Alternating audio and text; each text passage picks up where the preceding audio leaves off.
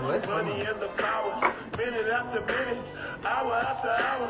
Everybody's running, but half of them ain't looking what's going on in the kitchen. But I don't know what's cooking. They say I got to learn, but nobody's here to teach me. If they can't understand it, how can they reach me? I guess they can't, I guess they won't, I guess they front. That's why I know my life is out of luck, fool.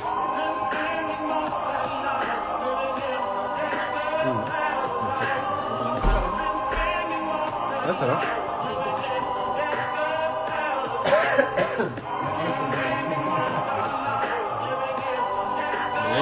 T'as raison, la vidéo elle a fait ici.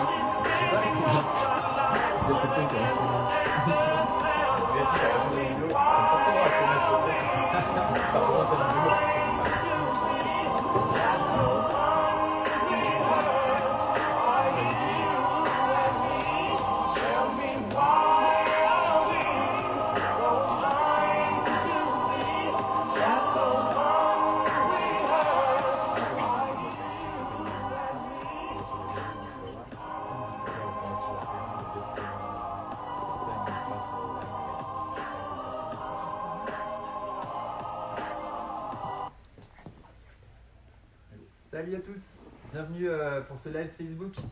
On est chez nous, chez KW Forever, et j'ai le plaisir de recevoir Thibaut, Neo Habitat. Je vais me présenter, je suis Jean-François, je suis coach chez KW Keller Williams Forever à Saint-Etienne. On va parler aujourd'hui de comment bien construire sa maison, comment mieux construire sa maison. Ouais. Et du coup, on s'entourait de pros pour parler de ce sujet-là. Merci de dire qu'on est pro déjà. Eh ben, minimum. Du coup, je te laisse te présenter, Thibaut, je te laisse présenter Neo Habitat. Donc nous on est Neo Habitat, on est une société, donc on est à Saint-Etienne, on est un constructeur de maisons individuelles dirigé plutôt vers l'éco-construction, la maison passive, la maison à travers tout ça, donc la maison au Stade-sur-Bois. Et à travers tout ça, on répond au quotidien à des clients qui essayent de construire de manière différente, de mieux construire. Voilà, mieux construire, ça a une définition différente pour beaucoup de personnes, et l'objectif c'est qu'on essaye d'aborder un petit peu tous les points aujourd'hui pour répondre un maximum aux agents qui nous regardent, qui sont dans la salle, parce que vous n'êtes pas que sur le live, et à vous qui nous regardez sur le live et en podcast. Ok, justement, comment mieux construire, on va parler après. Moi je voulais juste revenir parce que Keller Williams, on n'est pas encore connu de tout le monde. Non. On va arriver sur Saint-Etienne, justement, c'est une bonne transition. Juste pour reprendre un peu dans les grandes lignes, KW c'était créé en 83 aux États-Unis. Aujourd'hui c'est 1200, un peu plus de 1200 market centers à travers le monde. En France, on a activé le déploiement il y a un peu plus de 6 ans maintenant. Voilà, on est 56 market centers, donc on fait partie des petits derniers. Et voilà, ça en fait la première compagnie immobilière au monde via le chiffre d'affaires et le volume d'agents. Okay.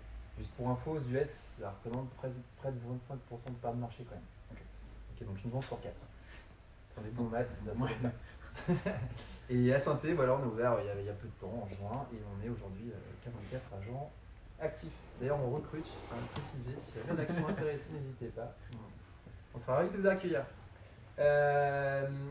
Ça c'est pour KW. Pour ce qui est de KW Forever, je fais un petit avis supplémentaire. On n'est pas qu'une société commerciale.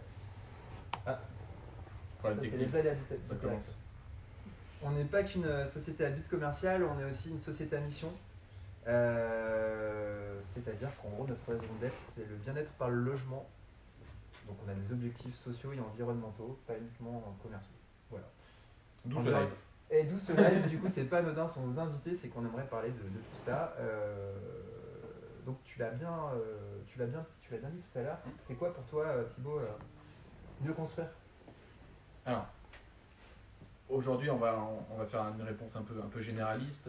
Mieux construire, ça va avoir une définition différente pour tout le monde. Nous, ce qu'on essaye d'aborder en règle générale, ça va être 3 points majeurs. Tout ce qui va être côté environnemental, donc le côté purement technique de comment est-ce qu'on construit. Le côté humain, puisque à travers un projet de construction, il va y avoir le client acheteur, l'entreprise Neo Habitat. Au milieu de tout ça, il y a souvent un agent, et encore mieux si c'est un de chez Keller Williams. Donc le côté humain est hyper important. Et après, il y a le côté intégration visuelle et tout, on va dire adaptation à l'environnement physique de la maison. Ok. Voilà. Tu Tu peux développer là-dessus, sur l'environnemental par exemple? L'environnemental, aujourd'hui, c'est de se dire, quand on a un projet de construction, il y a deux possibilités. Soit on a envie de faire un projet traditionnel, parce que c'est ce que tout le monde a toujours fait, donc ça rentre dans les mœurs habituelles depuis les années 70, même avant, de construire en parpaing, des choses comme ça. Ok. Et aujourd'hui, l'État, à travers surtout les projets de rénovation, s'est dit on essaye de mettre un petit peu en avant le côté écologique, le moins consommé. Et à travers ça, il y a la RE 2020 qui est arrivée et qui nous a donné donc de nouvelles normes à respecter, Ok. que nous on respectait déjà. Et Rémi, donc, qui est le fondateur de Neo Habitat, donc Neo Habitat, on a été créé en 2015. Dès le début, on a eu cette logique de se dire il faut qu'on construise mieux, donc on adapte des produits en bois. L'idée c'est de travailler du bois local. L'intérêt du bois, ça va être après tout ce qui va être la consommation. Local, il vient de. Alors, en fonction des chantiers Ok. et les artisans qui vont intervenir, et on achètera du bois justement localement. On travaillera un isolant en fibre de bois. Je ne sais pas si vous avez entendu la technique numéro 2. Après, ça fait quand même 5 minutes, hein, donc on a le droit. Donc on essaie de travailler justement des bois locaux. De différentes essences.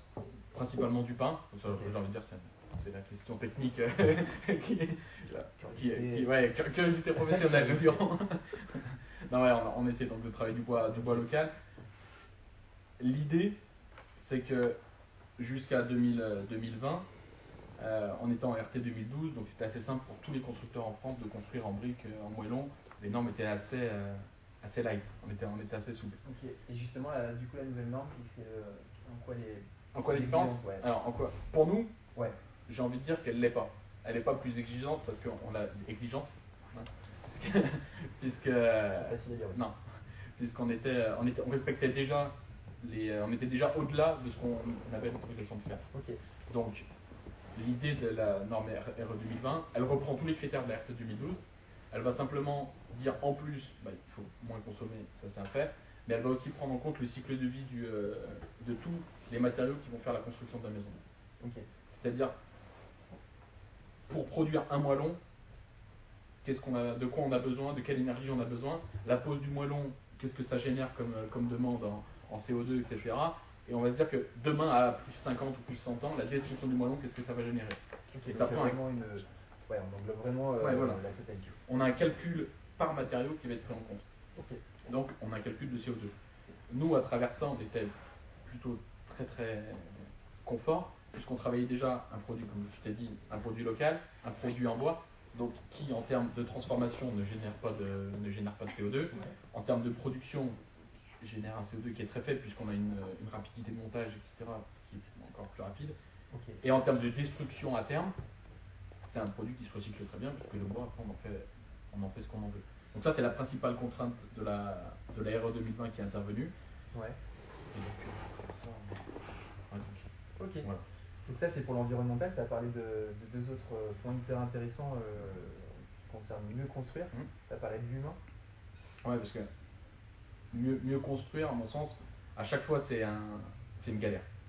Construire pour un client particulier, il faut demander du financement, il faut trouver un terrain, il faut trouver un constructeur. Après, il faut comprendre ce que le constructeur va t'expliquer. Donc l'objectif aujourd'hui, et c'est ce qu'on fait à travers ce live justement, c'est de se dire comment on peut simplifier tout ça et comment on peut être serein dans un projet de construction.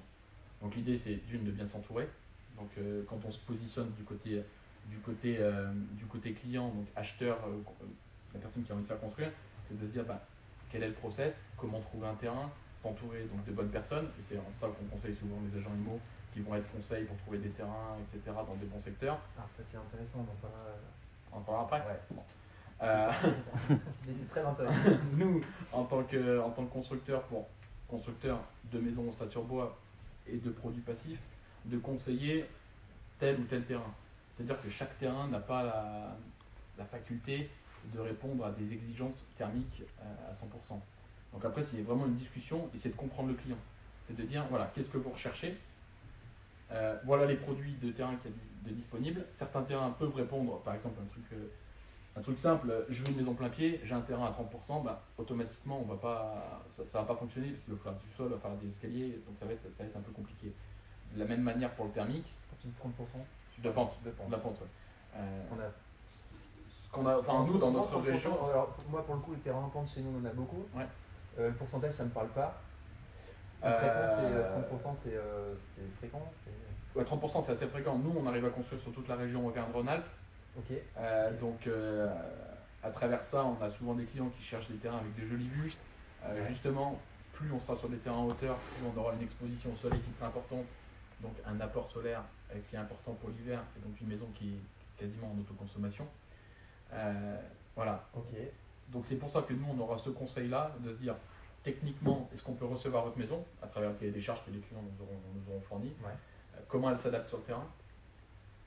On trouve toujours une solution Ok. pour s'adapter au terrain. Après la question c'est le coût, Et ouais. qu'est-ce que ça génère en termes d'adaptation technique et quels sont les intérêts thermiques derrière. Ouais. Et quel est le projet de base du client, c'est ça. Bah, voilà. Aussi, et ça, pareil. Et du coup, tu parlais du visuel, donc pour vous, il y a une importance aussi, j'imagine, D'intégration. d'intégration Ouais. dans le paysage, quoi. C'est de dire, aujourd'hui c'est aussi une galère de pouvoir créer un projet qui s'adapte à ce que va souhaiter la mairie. Donc évidemment il y a tous les PLU, toutes ces choses-là. Ouais. C'est ultra lourd à lire. Donc nous on fait ce job en amont. On analyse le PLU, on voit ce qu'on peut faire et après derrière on va toujours défendre le projet en mairie. C'est-à-dire dire voilà ce que l'on souhaite faire, dans quel cadre technique, dans quel cadre visuel, et de voir avec eux comment ça peut s'adapter au mieux, et avec les voisins. Ok. C'est-à-dire dans les années 2000, il y a eu une densification des maisons, à se dire on fait des lotissements de 50-100 parcelles, on densifie, on met toutes les mêmes maisons, et aujourd'hui 20 ans après, on se dit merde, c'est pas très beau. Thermiquement, bah, c'est pourri. Donc du coup l'État vient de payer des aides pour rénover ce type de maison, c'est ni fait ni à faire, quoi. Donc l'idée c'est de penser le projet au mieux en amont pour qu'il soit le plus cohérent possible. Ok. Alors là ça, je vais me placer côté agent et même côté client-vendeur. Ouais.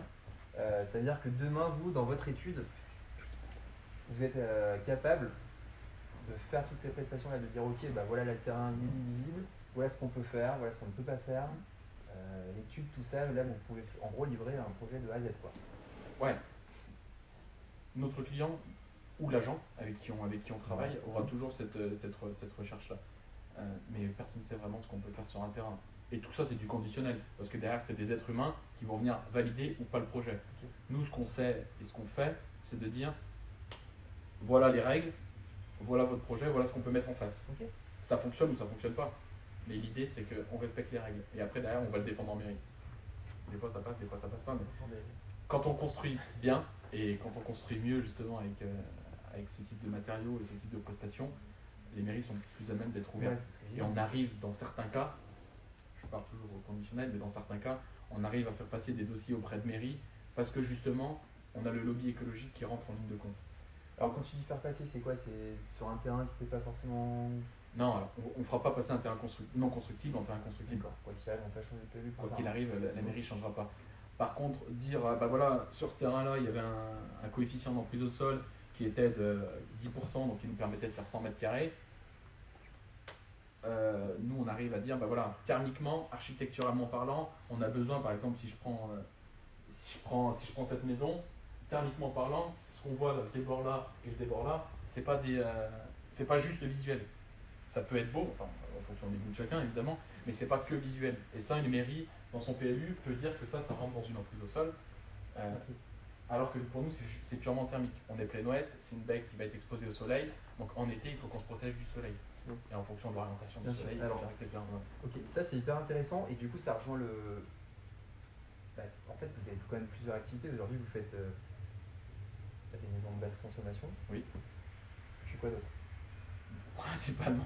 Principalement ça. En fait, tous les autres métiers qui gravitent autour de la construction sont l'étude du PLU, c'est intégré. Le bureau d'études techniques, c'est-à-dire dessiner des projets, etc. Ça c'est interne. Alors, tout dépend après les surfaces et les choix clients. Ouais. Mais la conception, oui. Toutes les recherches de financement, on peut les faire pour les clients. Les recherches de terrain, on peut aussi les faire pour les clients à travers les partenariats qu'on peut avoir avec des agents comme Keller. Toutes toutes les recherches d'assurance, toutes ces choses-là. Et si je reviens à l'exemple que tu donnais tout à l'heure, là sur la petite casquette côté ouest, ça Oui. c'est quoi? C'est juste du bon sens ou c'est des contraintes que vous avez par rapport à certains types de construction? Ah non, ça c'est des contraintes pures liées à la construction passive. Ok. C'est-à-dire que Est-ce que tu peux rentrer dans le détail? ouais, alors si on rentre dans le détail pur, la maison passive, Ouais. c'est de dire c'est 15 kWh par mètre carré et par an. Donc ça parle à personne. Et puis Non, puis personne.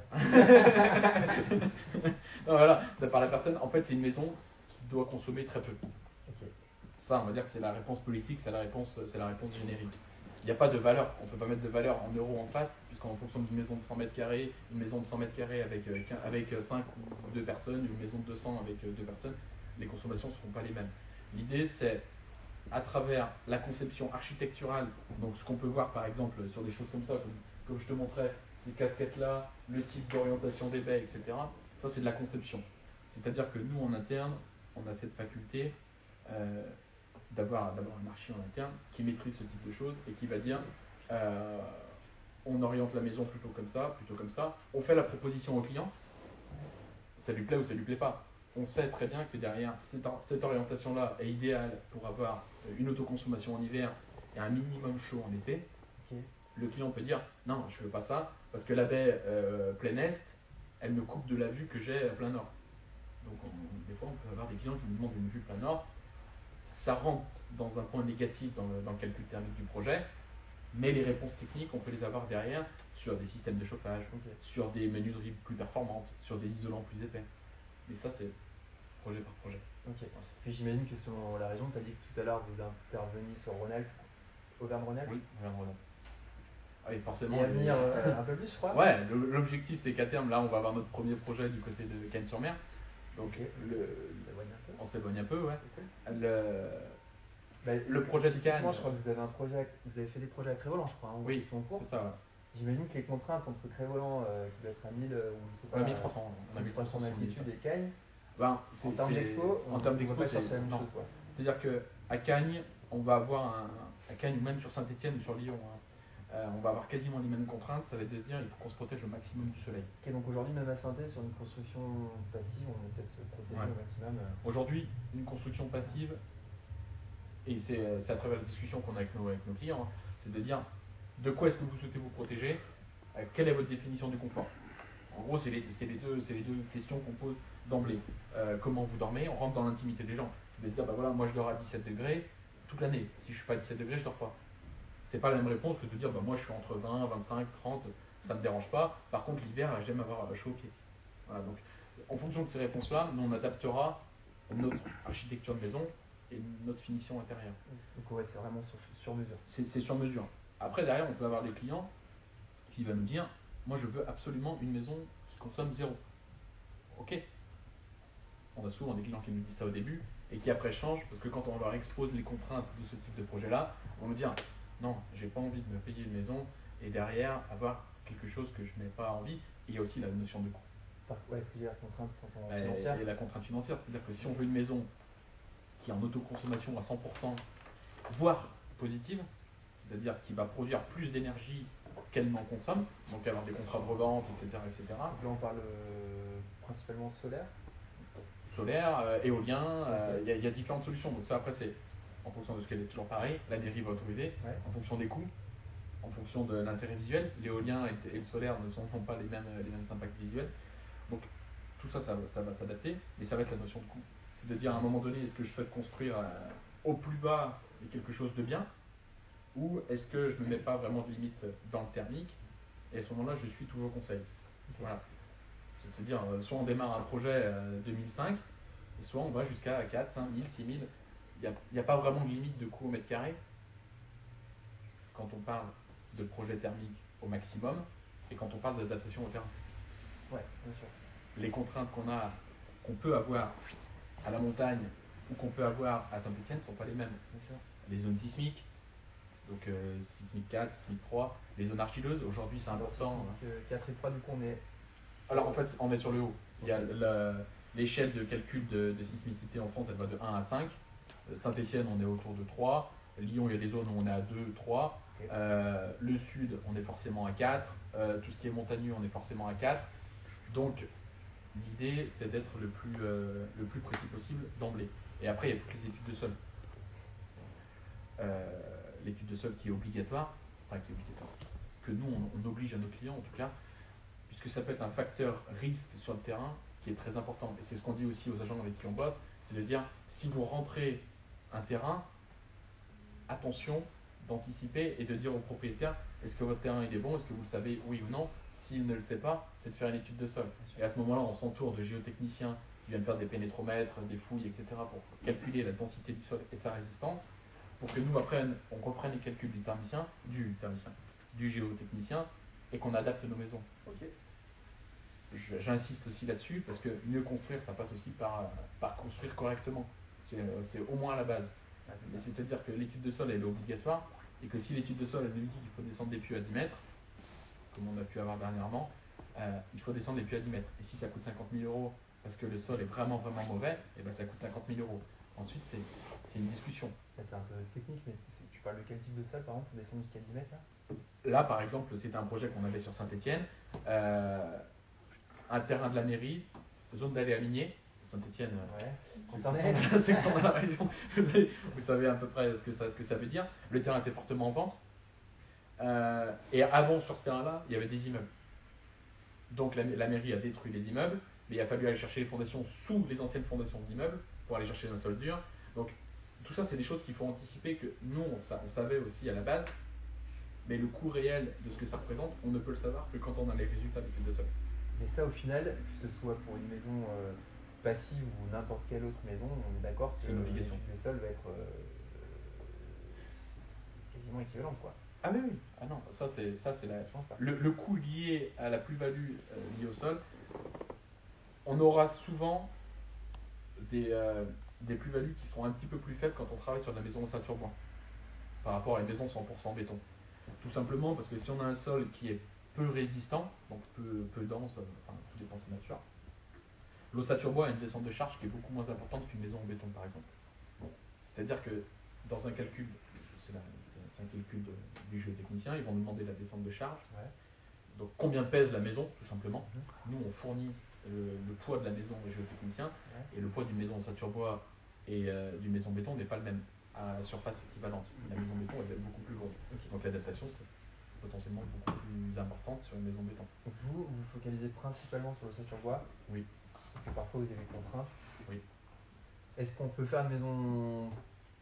Question con, hein. Non. Est-ce que vous pouvez faire une maison passive avec ossature bois, ossature... Bien sûr. Il est même parfois conseillé d'intégrer dans la maison ossature bois, dans certains cas, une dalle béton. Alors, les fondations, on travaillera 80% du temps sur le vide sanitaire. Donc, on aura forcément de la maçonnerie, des poutrelles, des ourdis en béton, une dalle béton. Et dessus, on viendra élever notre maison ossature bois. Mais ça, c'est toujours pareil. Ce que je te dis là, ce sera, si demain tu trouves un terrain, mon discours il sera peut-être différent, parce que sur ce terrain-là, on ne pourra pas faire du béton. Donc, encore une fois, on revient sur le... C'est le sol va nous dicter le système de fondation qu'on fera. Pieux métallique, pieux béton, vide sanitaire, terre-plein. Et tout ça, c'est des choses qui peuvent influencer. Ok. Tout à l'heure, tu as commencé à donner 2-3 infos sur les prix, parce que je pense bien qu'on a envie de savoir aussi à quoi ça correspond. Bon, je vais vous laisser. Allez, à bientôt. Non. Au moins un coup, ouais. Tu boiras après. Non, aujourd'hui, le coût d'une maison, là, on a subi une vague d'inflation qui est juste incroyable. On entend dans les médias, les journaux qui disent l'inflation elle est à 5 ou 6%. C'est pas vrai. Nous, aujourd'hui, sur 2 ans, on a pris une augmentation de 15-20%. Sur toutes les matières premières? Sur toutes les matières. Enfin, je parle au global. Ouais. Peut-être qu'on a pris 40% sur 15-20%. Ouais. Donc aujourd'hui, ça vous revient, en coût de revient, ça vous revient 20% qui a... Entre 15 et 20% qui... Avant le Covid. Ouais, en gros. Avant le Covid, avant l'Ukraine, avant l'augmentation des coûts d'énergie, etc. Okay. Donc, ça c'est factuel.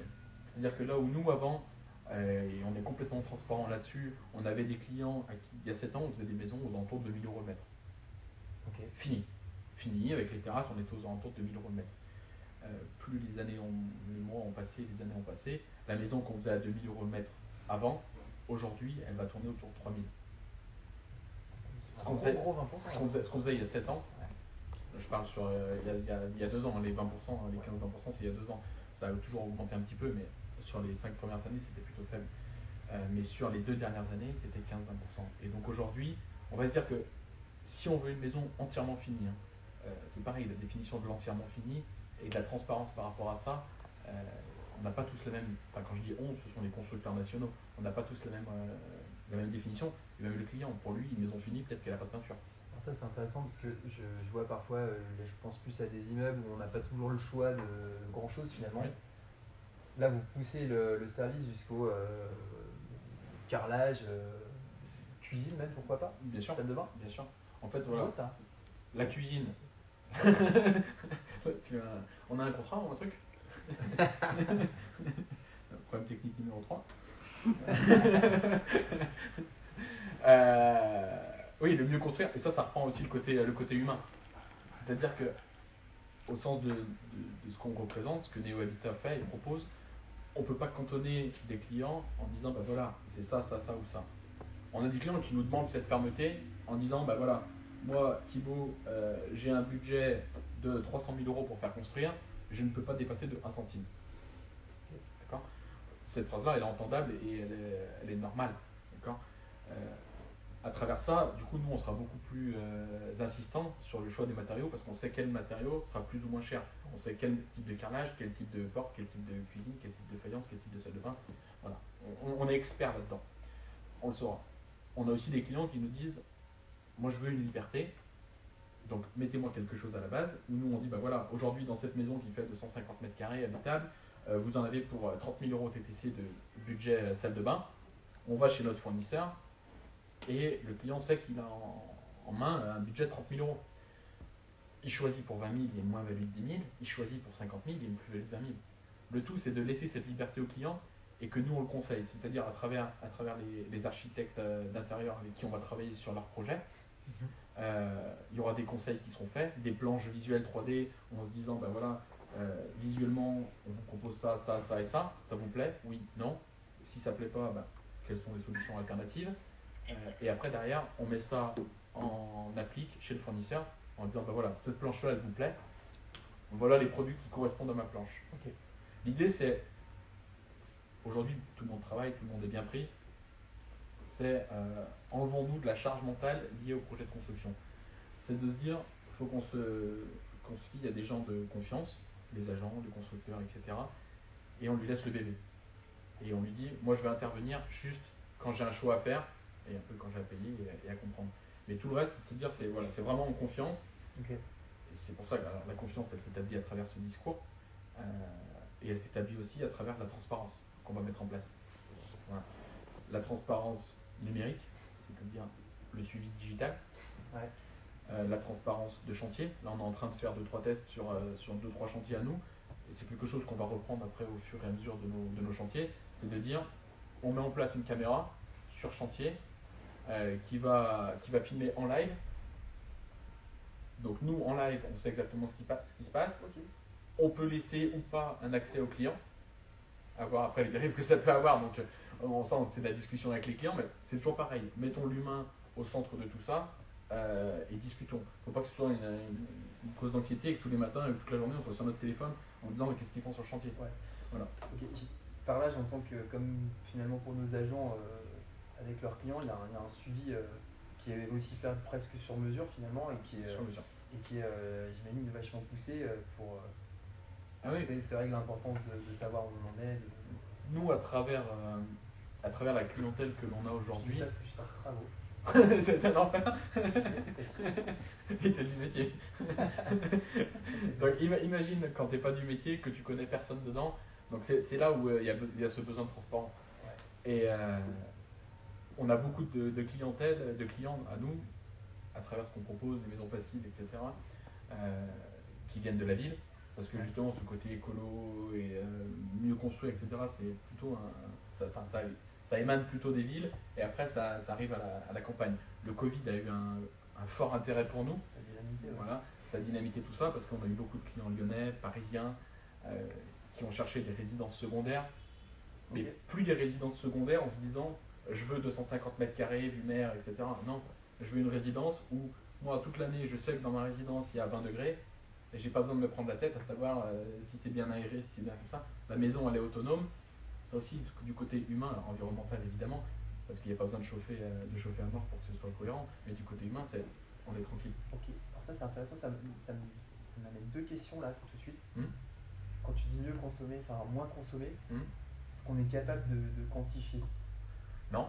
Déjà, je ne donne pas de point de comparaison, c'est compliqué, mais Déjà, où je m'en dis.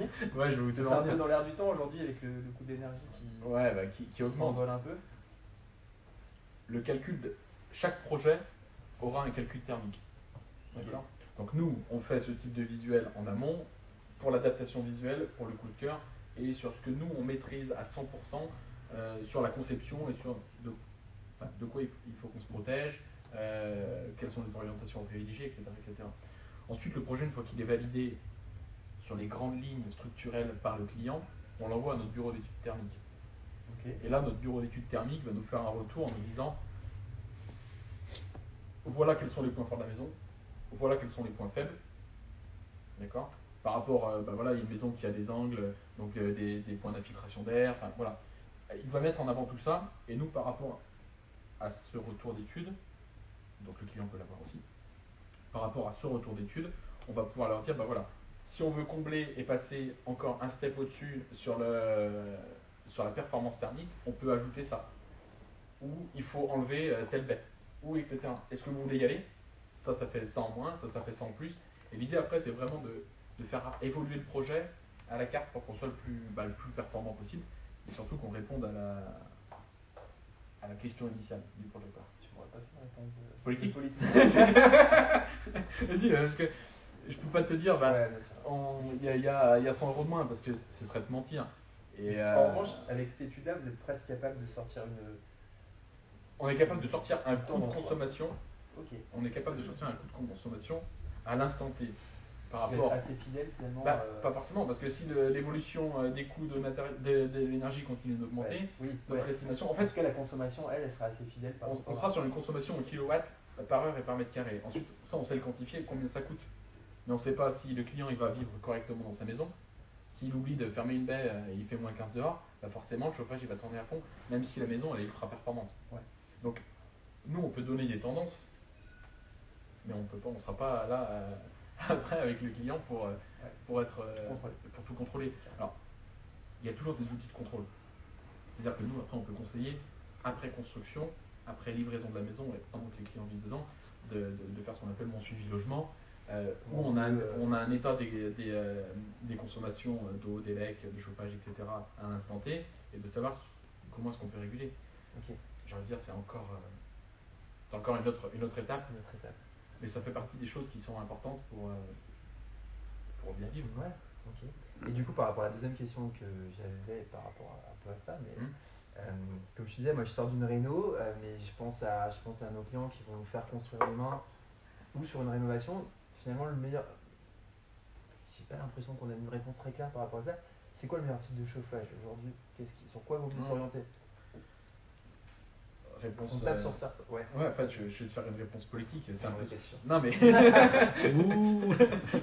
Voyou. Non, je vais te faire une réponse politique. En fait, c'est. Ça dépend du Tout, projet. tout dépend. Enfin, ça dépend du projet, oui, mais en fait, tout dépend. Ce à quoi tu vas. La réponse que tu vas apporter à la question de comment tu vis et quelle est ta définition du confort. Ouais. Ce que je te disais, tu dors à 17 degrés la nuit toute l'année, bah forcément on est obligé d'intégrer une clim. Et pourtant on se dit c'est en opposition avec les maisons économes. Non, pas forcément. Pas forcément, parce que si l'apport de clim est minime, bah, ça peut quand même rentrer dans une notion de confort. Voilà. C'est pour ça que. Donc tu peux faire une maison passive avec une clim Oui et non. concrètement. Oui et non, bah, c'est. Non. me rassure. on peut pas intégrer une clim et se dire on a une maison passive. La clim c'est un confort. Protégeons-nous structurellement au maximum du chaud. Une maison telle qu'on les fait nous, avec les casquettes, etc., en termes de degrés, tout dépend, toujours pareil, est-ce qu'elle a Cagne ou est-ce qu'elle a Crèveland dans le 74, là sur Saint-Etienne, nous on peut dire qu'une maison à 25-26 degrés, elle sera à 25-26 degrés toute l'année. Ok, donc même sur un été comme on a eu là, un peu Toujours, intense, tout dépend de comment on vit. Ouais. C'est-à-dire que nous, dans 100% on de se nos protège projets, un peu du soleil. voilà, nous on va, avec un peu de bon sens. on va intégrer la domotique dans chacun de nos projets. Enfin, toujours pareil, si le client a les moyens, etc. Mais nous, en tout cas, en amont, sur une phase de conception, on intègre la domotique puisque la domotique a une part ultra importante dans cette logique de confort. C'est de dire, bah voilà, quand le soleil tape plein sud sur la baie et qu'il est 15h et que tout le monde est au boulot, bah voilà, il peut descendre automatiquement tout seul. Et donc ce confort-là, il sera beaucoup plus important. Quand tu rentres le soir, bah, tu n'as pas besoin de refroidir puisque tes volets ont été descendus.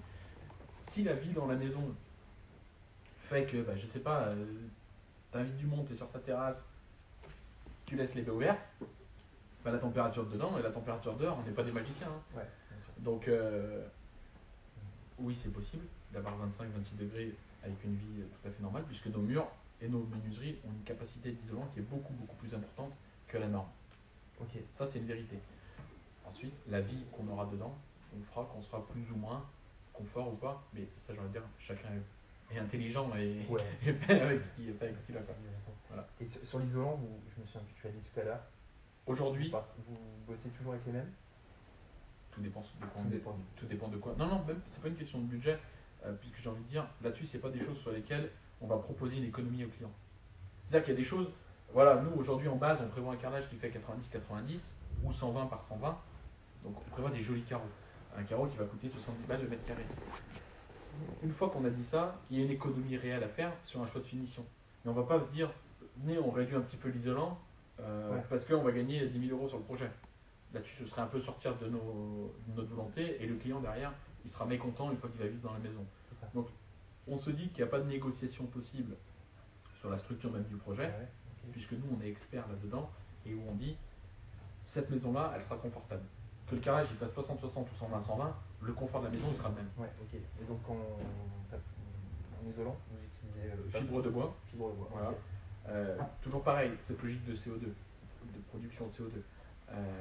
On est sur quelle épaisseur par exemple, si on compare avec le laine de verre, c'est similaire, Aujourd'hui, c'est plus notre ossature proche. bois, elle fait, en fonction des études thermiques et du choix de revêtement extérieur, si on part d'un standard, on va avoir une structure qui va faire 220 mm, donc 22 cm, isolée en 100% ossature bois, en 100% fibre de bois. Donc on a déjà structurellement, là où une maison traditionnelle c'est juste un moellon, nous on a déjà notre ossature qui fait déjà 22 cm d'isolant, et on va venir rajouter un doublage intérieur d'une pour faire passer tous les réseaux, et on va refaire un isolant qui va faire aux alentours de 60 mm. Donc on va avoir une isolation mur qui va faire pure entre 25 et 30 cm. Ouais. Ok. Donc on est ultra performant, on est quasiment au double de ce que la norme peut demander en termes de capacité isolante. Okay. Après derrière, il y a en fonction des finitions etc. que le client va vouloir, on sera contraint ou pas d'ajouter un isolant extérieur en fonction de ce que va dire l'étude thermique. Peut-être qu'il va falloir qu'on rajoute un isolant extérieur plus important. À voir. Le sujet, c'est quoi le plus efficace? Intérieur, extérieur, ça dépend. Ça dépend. Ça dépend. Est-ce que ta maison, c'est un rectangle ou est-ce que ta maison, il y a plein d'angles? Si ta maison, il y a plein d'angles, il faudra certainement qu'on mette un isolant extérieur pour couper tous les ponts thermiques extérieurs et toutes les entrées d'air potentielles avec les mouvements d'air. Point technique numéro 3, c'est bon. Voilà. ou un interne. Ok. À travailler toujours pareil avec le thermicien, le client, mais toujours pareil dans une discussion. Ok. Donc si je résume bien, pour les agents qui sont dans la salle, demain on a un projet, pourquoi pas qu'une maison déjà existante et un terrain découpé, on peut travailler main dans la main. Je pense même que c'est essentiel, c'est-à-dire et en conseil à ton client qui lui est vendeur, toi tu es agent, ton client qui est vendeur, en règle générale, il aime savoir ce qui va être fait sur son terrain. C'est-à-dire que si dès le premier rendez-vous, on arrive, on dit bah voilà, on a fait une analyse du PLU, c'est ça, on peut faire une maison comme ça, déjà il y a une visualisation 3D du vendeur. Et à mon sens, tu peux gagner des points. Et concrètement, on parle de parcelles plutôt vastes, non? Parce que sur un projet comme ça, sur une parcelle de 500 mètres carrés à Saint-Thé ou aux alentours, est-ce que c'est un projet viable? 500 mètres carrés à Saint-Thé, c'est toujours pas. Il y a une question de budget. Il y a une question de budget, il y a une question de caisse. Coefficient non prise au sol, c'est-à-dire que tu passes en avion au-dessus de ta maison, quelle surface elle représente vue du toit sur ton terrain. Okay. Sur Saint-Étienne, on est sur des caisses moyens, enfin Saint-Étienne et les alentours, aux alentours de 20%. Donc si on a 500 mètres carrés de terrain, on peut faire une maison aux alentours de 100 mètres carrés donc prise au sol. Donc sur 2 étages, 200 mètres carrés, on peut faire une maison de 150 mètres carrés habitable assez facilement. Sur par exemple la première couronne lyonnaise, Limonette, Assin, des choses comme ça, on a des caisses qui sont proches de 0, qui sont proches de 8%. Ok. Donc tu ne peux pas avoir un terrain de, 1000 mètres, de 500 mètres carrés parce que tu pourrais faire que 40%. Donc c'est pas cette réponse. Il y a aussi le budget, c'est-à-dire que 500 mètres carrés à Lyon c'est 500 000 euros, 500 mètres carrés à Saint-Étienne c'est 100 000 euros. Ouais. Donc il y a aussi la clientèle qui va avec et de savoir ce que l'on peut faire. Si le caisse ne permet pas de faire une maison, 500 mètres carrés, ça vaut rien. Quoi. Mais ça, il faut le savoir dès le début et le dire au propriétaire. Ouais. Voilà. L'idée, c'est qu'on soit les sachants au maximum et qu'on donne les infos. Donc là, on parle on a pris le cas d'une division de terrain.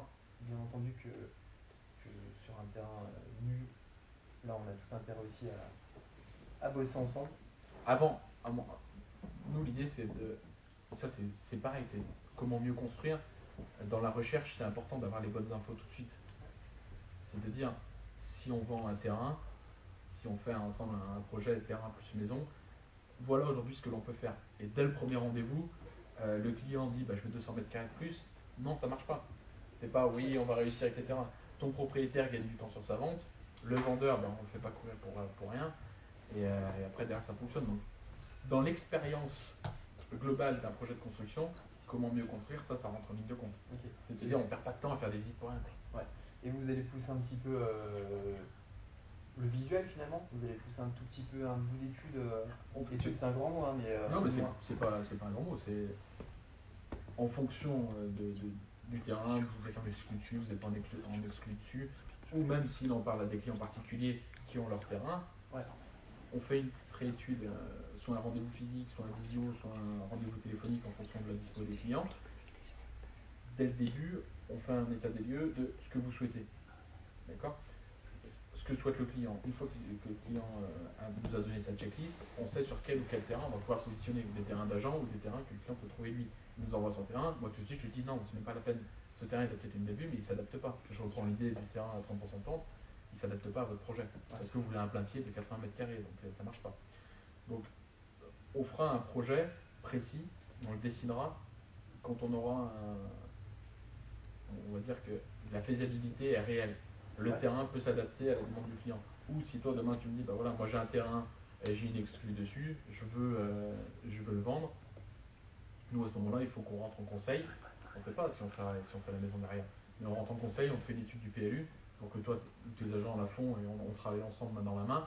Et derrière, nous on fait un sortie visuel pour que lors de la commercialisation, on se dit, voilà, Neo Habitat est capable de faire ça à tel prix. Donc au moins il y a un budget de communication globale. Toujours pareil, transparence dès le début, on parle de terrasse, on parle de raccordement gardé, on parle de peinture, on parle de taxes d'aménagement, on parle de taxes de raccordement. Okay. Voilà. Tout ce qui gravite autour du projet de construction et qui va être des points essentiels pour les clients, parce que dans un financement global. Ça fait éviter les mauvaises surprises en fin de chantier. Mais ça, c'est un vrai levier, c'est intéressant parce que du coup, il faut apporter vraiment un gros service à nos clients vendeurs et surtout aider les acquéreurs à se projeter. Donc c'est génial. Je pense que dans le mieux construire, le côté humain, ça en fait partie. Ouais. Parce que si tu es en déposition à la fin de ton projet, ça marche pas. C'est pas le but. On a des questions. On a une question dans la salle. Une question. Je t'en prie, vas-y. Ah, pardon. On parlait de budget, le prix moyen aujourd'hui des constructions de maisons. Construction. Aujourd'hui, on va se dire que pour un projet entièrement fini, sous réserve de l'étude de sol, etc., nous on partira sur un prix moyen. Hein, Astérix, c'est ça. On partira sur un prix moyen autour de 3 000 euros le mètre carré. Parce qu'on sait qu'à ce prix-là, on peut faire une belle maison avec des belles prestations et thermiquement ultra performantes. Okay. On peut descendre en dessous si le client fait des choses lui. On peut aller au-dessus sans vraiment limite. Alors, on a eu une demande avec un client qui veut une baie qui fait 12 mètres sans poteau. Ok. C'est juste que l'adaptation, elle n'est pas la même. D'accord. Okay. Donc le coût d'une baie comme ça, c'est 50 000 euros. Quand on aurait mis 3 baies, ça aurait été 10 000. Ouais. Donc c'est juste parler de prix au mètre carré, à mon sens, aujourd'hui, explique-moi ton projet et je te dirai à peu près si on est sur la fourchette à 4005 ou si on est sur la fourchette à 2000 parce que tu es capable de faire plein de choses. Je rebondis sur la question du coup, parce que tout à l'heure, tu as parlé de chiffres même encore plus élevés que ça peut monter sur des prestations vraiment plus, sur des contraintes de sol, etc. On peut aller encore beaucoup plus haut que 4005, c'est bien ça? On a chiffré un projet à Annecy. Alors, je peux rien quoi. Bah si, parce que le terrain, cette maison-là, elle est à Annecy, donc les artisans, évidemment, ça coûte évidemment plus cher. Il ne faut pas payer tout le monde en lance-pierre. Si on veut des belles choses, il faut aussi avoir des bons artisans. Et les bons artisans, de société locale du coup? Au local, à chaque fois. Okay. Donc on connaît différents artisans sur toute la région Auvergne-Rhône-Alpes à travers les différentes maisons qu'on a fait. Donc on sait qui consulter à ce moment-là. J'ai pas vu le fil. C'était quoi la question? Si on monte plus haut. Voilà. Le terrain faisait, je crois que c'était 35% de pente. Il fallait mettre la maison tout en haut du terrain parce qu'il n'y avait que tout en haut du terrain qu'on avait une vue sur le lac. Donc il y a un chemin d'accès qui faisait à peu près 100 mètres linéaires, mais sur du soutènement de partout. Donc rien que le chemin d'accès, il coûtait 150 000 euros parce qu'il fallait soutenir les terres. Ah ouais. Et ça rentre dans un calcul de prix mètre carré puisque ça fait partie du projet. Ensuite, la maison, comme je te disais, on avait une baie d'angle qui faisait 2 mètres par 2 mètres, pas de poteau. Renfort structurel, c'est 7 ou 8 000 euros. Voilà. Et après, derrière, il y a tous les annexes, soutènement en béton armé. Il fallait aller taper dans de la roche, puisqu'on est à la montagne, donc le sol, pour le coup, là, il n'était pas argileux, donc on ne pouvait pas creuser facilement, mais il fallait aller taper dans de la roche. Le brise-roche à la journée, c'est quelque chose comme 1000 euros hors taxe. Donc, une fois que tu as mis tout ça, on arrive très vite à 5-6 000 euros le mètre carré. Okay. Voilà. Ça donne envie, hein. non, mais je préfère faire peur et que les gens savent à quoi s'attendre, parce que quelqu'un d'averti se pose les bonnes questions. Après, on parle aussi de projet. Mais on parle d'un projet exceptionnel. Tu m'apportes un terrain qui est plat, sur lequel on fait une maison simple, sur un vide sanitaire, mais quelque chose de rectangulaire avec un garage, etc. On atteint les 2000-2500 euros le mètre assez facilement. Okay. Est-ce qu'on met des terrasses? Est-ce qu'on met des peintures? Est-ce qu'on met des salles de bain? Si on enlève tout ça, on peut vite arriver à 2000-2005 pour un toit plat, etc. sur une maison bioclimatique comme on l'évoque depuis tout à l'heure. Ouais, bien sûr. Merci, c'était bien complet. Ouais. Merci. Tu as une question? Ouais. On a pas mal parlé des maisons individuelles. Oui. Au tout début, tu as parlé d'écoquartier. Oui. Et j'aimerais bien que tu nous fasses un petit rappel de ce que c'est qu'un écoquartier. Et voilà, comment on en arrive à construire des écoquartiers aujourd'hui et pourquoi. Alors l'écoquartier, il va avoir la même définition que comment mieux construire. C'est environnement, humain, visuel. Ça, c'est ce que les mairies elles veulent. Donc, comment l'environnement, c'est à travers tout ce qu'on a déjà dit là, la maison ossature bois, des maisons passives, des récupérations d'eau du lotissement. Ensuite, il y a le côté humain, donc des espaces partagés, des jeux pour les enfants, des jardins collectifs. Tout ce qui va permettre du mieux vivre ensemble. L'écoquartier aussi, il va souvent reprendre une mixité sociale. Donc, pouvoir faire des projets. Un projet peut-être dans un écoquartier d'un petit collectif en social et de 4 ou 5 ou 10 maisons plutôt haut de gamme, mais dans la conception, dans la structure même, donc dans le passif, etc. Et que tous ces gens-là se mélangent. Donc ça, c'est le côté humain. Et après, il y a évidemment le côté visuel, où ça, sur chaque projet, la mairie va nous dire je veux que ce soit un projet qui s'adapte au mieux au visuel. Et nous, avec nos archis, derrière, on fait les propositions. On va dire voilà comment est-ce qu'on peut faire, voilà la proposition qu'on vous fait. Sur l'environnement visuel 3D, on fait le tour au drone pour voir ce qu'il y a autour et on adapte nos constructions au mieux au 3D, enfin aux maisons existantes, à la thermique. On rappelle les expositions, la protection au soleil, etc. etc. Et une fois qu'on a fait tout ça, on arrive à sortir. Mais les projets d'écoquartier sont des projets qui sont plutôt longs. Mais par contre, si toi, en tant qu'agent, tu as un client qui a un terrain qui est immense, c'est quelque chose qu'on peut vendre ensemble à une mairie. C'est-à-dire aller voir la mairie en disant voilà, aujourd'hui ce terrain-là, il a un caisse qui est très faible, donc il nous permet de faire 2 maisons mais il y a 10 000 mètres, c'est un peu dommage. Est-ce qu'on ne pourrait pas faire quelque chose où on apporte de la mixité sociale, du visuel, du thermique, etc. Il y a de plus en plus de mairies qui le font ça. Okay. Voilà. C'est intéressant. Okay. Donc on peut être à l'initiative, nous, de projets d'écoquartier et puis aller présenter ça en mairie. Oui. C'est pas forcément la mairie qui vient vers vous.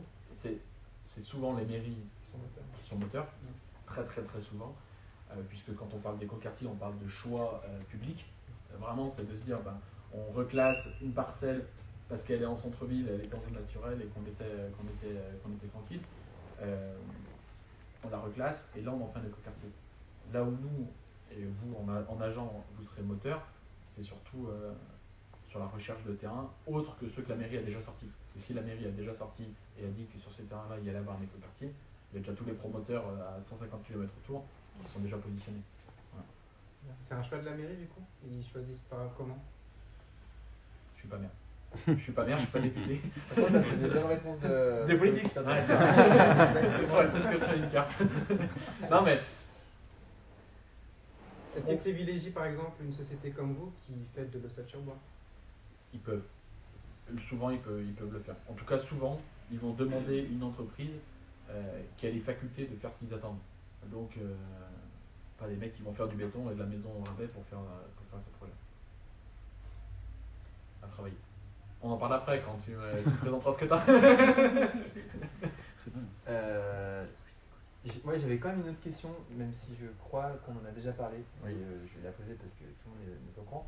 Sur les extensions Oui. de maisons, vous faites ça ou pas? Réponse de politique, oui, on peut tout faire, on peut tout étudier. Réponse factuelle, aujourd'hui on a un carnet de commandes qui est déjà bien rempli. Ça c'est une bonne nouvelle. C'est une bonne nouvelle. Sur lequel on assure des délais et on assure une qualité de prestation. Donc oui, on pourra étudier des projets d'extension. En tout cas, on réceptionnera tous les appels et on fera le travail commercial sur chacun des projets, que ce soit rénovation ou extension. Après, très rapidement, le client et nous, on saura si ça peut fonctionner ou pas. Ouais, voilà. Faire une extension de 10 mètres carrés sur un projet et faire un bout de peinture à l'intérieur, c'est pas notre job.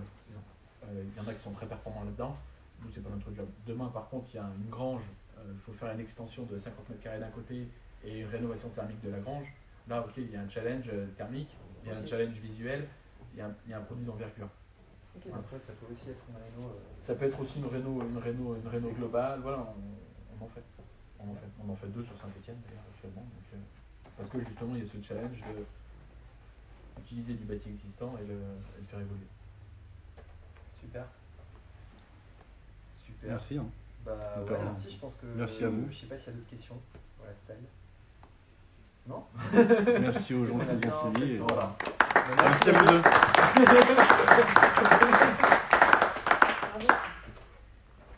C'était top.